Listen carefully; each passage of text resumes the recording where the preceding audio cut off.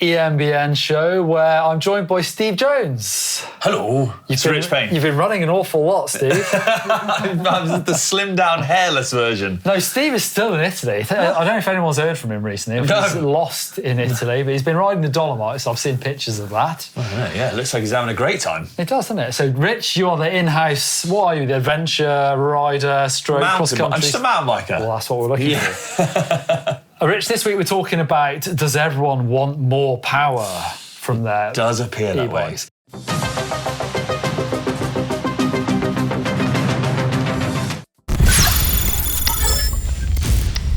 We're starting actually with a bit of news and a brand new bike from Trek, and this is their Fuel Plus. And actually, I'm talking about this because it's their TQ HPR powered bike. There was a HPR 50. Let me go over here and grab one of those things. So obviously, the super compact motor from TQ. So now this bike is bumped up to the HPR 60, which actually looks very similar to that, but marginally larger, not much at all. And that power unit is more powerful, it's quieter and more efficient too. The bike has got a 580 watt-hour battery, so pretty decent size as well for the smaller motor. Is it range extender compatible? That's a good question. I presume so. I've not looked that up. All the TQ bikes I've had with a 50 and a 60 have had a range extender compatibility with them. Super adjustable, where you've got loads of options here. So by swapping rocker links and lower shock mounts and suspension and all wheels, the Fuel Plus can be built into 3 different configurations. So the Fuel Plus EX is 145mm travel, 150. Full 29er, and then the MX is 150, 160 with, as you may have guessed, mixed wheels. Well done. And then the LX, which is a full 29er but longer travel, so 160, 170. Quite a big bike, actually. I'm going to play sort of slight devil. They do make unassisted versions of these as well, actually. The exact same things, just without. I was going to say, I've seen quite a few of them. It's hard to tell in real life. These TQ systems are so well integrated, and as you can see, they're not huge as well.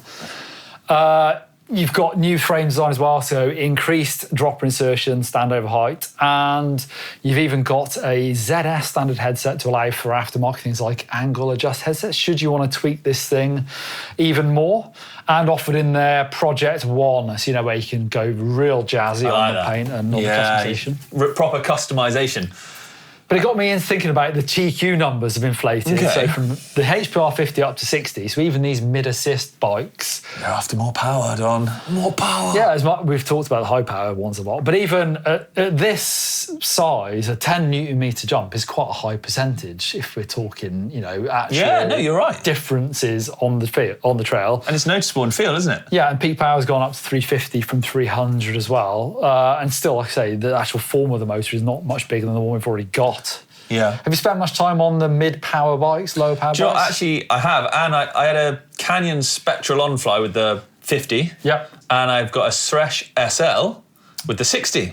Oh, the Propane Thresh SL's got a 60 on it. It's slightly newer.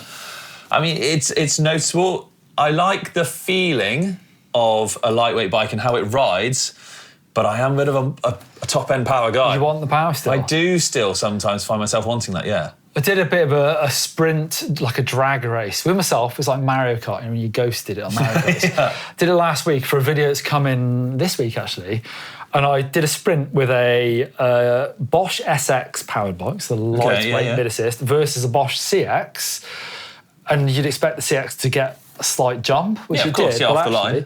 The SX, I sprinted over the limit and got to, it won the drag race, spoiler alert, because I got up to like 40k an hour, whereas with the CX bike, as soon as you get over that 20 kph speed limit, it was much harder to gain the speed. Yeah. So whether or not that's down to the actual weight of the bike, I think it's more to do with the resistance in the motor. Agreed, yeah. Because I noticed that on these I haven't tried lots and lots of different motors like you guys have, but on pedaling these either at the limit, above the limit, or reaching it and then going over, or even running it on lower power, you know, the lower settings, and not feeling as much drag and tightness. I feel like the smaller motors, and correct me if I am wrong, do have less drag to them. Well, I'd love to see even less. So from the full... Less drag? Yeah, from the full power bike, it'd be nice if, I'm asking for the world here, as I do every week on the EMBN Show, but if they could disengage it, obviously... God, it'd be the dream. You spin these compared to the bottom bracket you've got in your regular bike, and there is there's a lot going on in these things, so I'm asking for a lot there.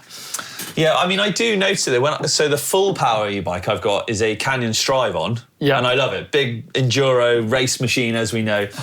But as soon as you get over the limit on that, that's with an SX. Yeah, exactly.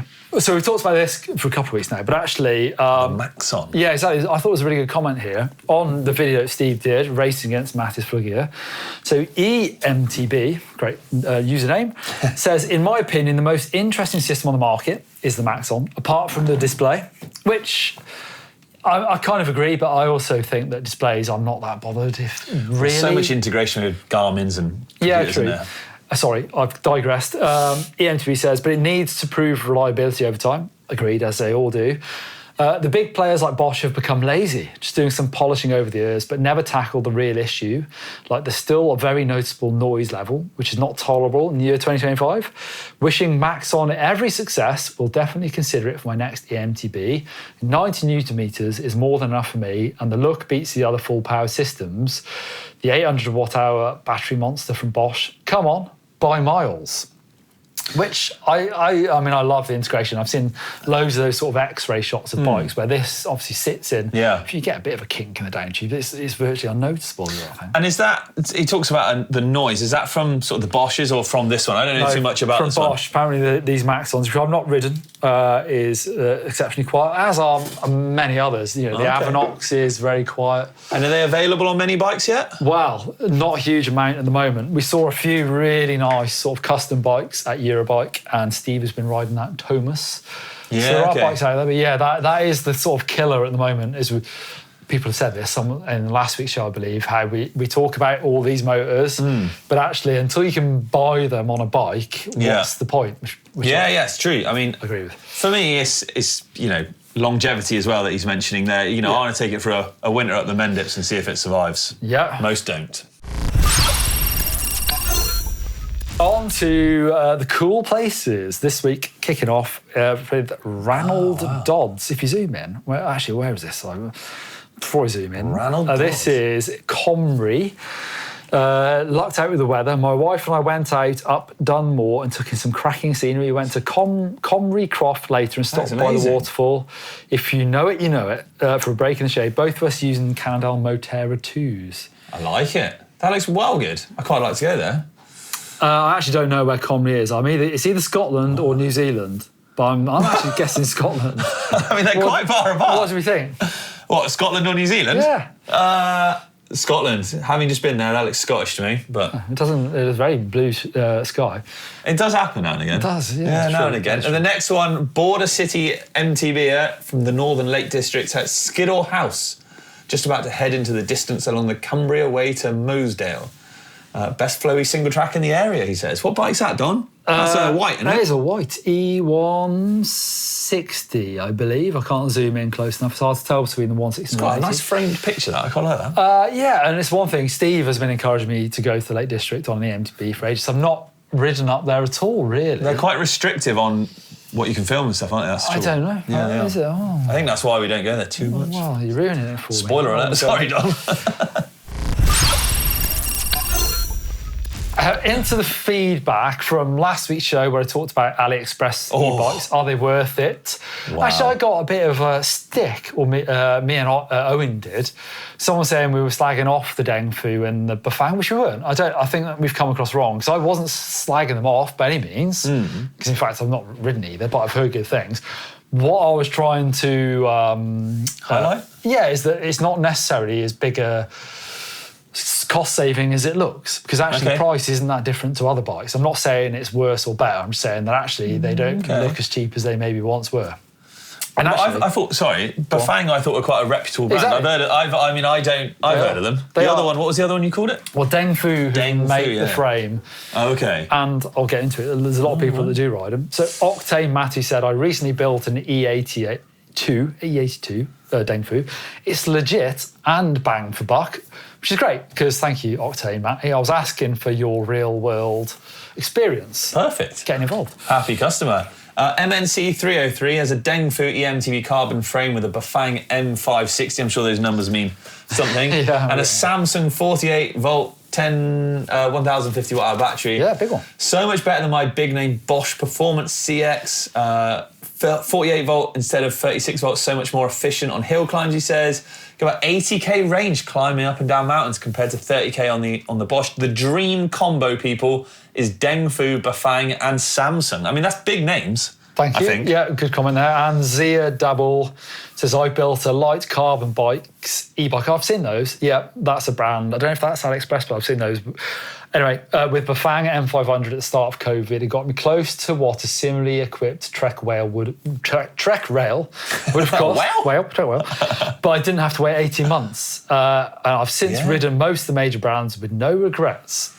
So he actually does say, he or she, I should say, parts like the cranks, switches, harnesses, etc. are dirt cheap, but you can repair those or replace those. So that's a good point. That he can work on that quite easily. Yeah. Thanks very much. I asked for your views because I need enlightening. And you got yeah, very helpful people. As ever, of course. Well, not ever, because there's a couple of guys I didn't agree with. Well, they didn't agree with you by the sounds of it. Exactly. We agreed disagreeably. Right, we're into the bike vault. Sorry, I'm jumping all over the place. But you are. We're heading to Slovenia. What? Been there, done that. Yeah, have you? You've been down the hole in Slovenia. Yeah, I have. It's quite scary. Is it? Yeah, it's actually scary. Riding the world's longest underground trail. Only black underground trail in an old mine. And if there's any other ones, they're all black. It's dark, surely. I'm starting to find out why they write the comments in they do. But yes, it was that. It's a beautiful country and amazing riding. Yes, I would love to go back. I've raced Maribor, ridden around Maribor. It's amazing, isn't it? Man? Yeah. But this one's from Luka Yabnisic. I hope I pronounced that right, Luka. Yeah. Pivot Shuttle LT enjoying a warm spring afternoon on a local hill. It's a good-looking bike, that, isn't it? It's very nice, yeah. Okay, is there something funky going on with the paint job? It's hard to see in that light. I don't know, but I do like that a lot. Look at the backdrop. Stunning. Super nice, got to be. Oh, yeah, super nice. Jumping in. Nathan Jones doubled up with a cube, and the missus is Amflow in Trefil Quarry. Okay. No, the missus is the cube. Mine is the Amflow, I believe. Trefil Quarry, which is... Sounds Welsh. It's got to be Welsh. Wales somewhere, isn't it? Yeah. 100%. Nice, very nice. Nice or super? That's super nice, isn't it? Yeah. Do you do that on it? Yeah, of course. Of course we do. And then a Dengfu E10. Yeah, this is Jordan's bike. Yeah. I thought it would be good to chuck it in. Because actually, it doesn't say Dengfu on it, does it? It's quite subtle. No, I mean, some of them do, some don't. Where's that? That looks a bit like Sweden to me. But it doesn't say. It doesn't. So I'm guessing. Hell of a rear mudguard on that, Don. Yeah, that's what you want, isn't it, Rich? If you're riding the Mendips. It is actually, yeah. Stubo, or Stubo. Look at that. That is beautiful. My first Munro, and on my new Marin, done this hike with a mate thinking we were clever, taking the ease. Turns out, should have taken the Amish bike. Amish? Amish. Amish? Is that what you say, Amish? I don't know how you say it. Hike a bike most of the way, 28 kilograms of battery motor, killed me. Do you follow the guy called Grizzly Munro Diaries? Yeah. I followed him recently. He's just completed all of them. There's a good documentary on it. I know, yeah. Oh, well, okay. Have you watched it? Actually, I don't know if it's good or not. I don't know. A friend sent to me because I recently did one and he was like, you should watch this. I haven't done that. It's supposed to be really good. Yeah, I follow him for that. Fair dues. That's amazing. And yeah, he's literally just ticked them all off on a regular bike, not an eMTB. So not an Amish. Well, no, it wasn't one. Mark Aldrin, Gen 3 Special Evo at the head of Sanisted Strip, Klein Trails in Swansea. I've never ridden there. No.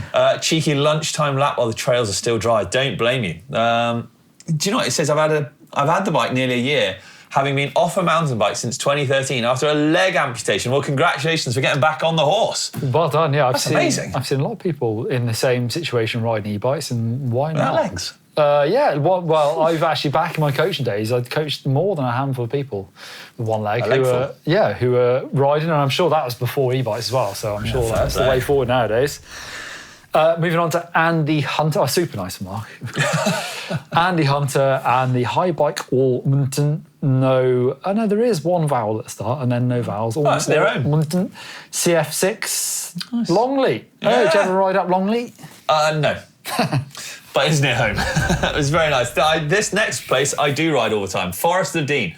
This is from Pete, and it's a Raymond Trailray 160E 10.0 29er Yamaha PWX3 motor, 720 watt-hour battery, RockShox domain 170mm foot, RockShox Super Deluxe Sec Plus 160mm rear, full SRAM SX Eagle group sets. Easy for you to say.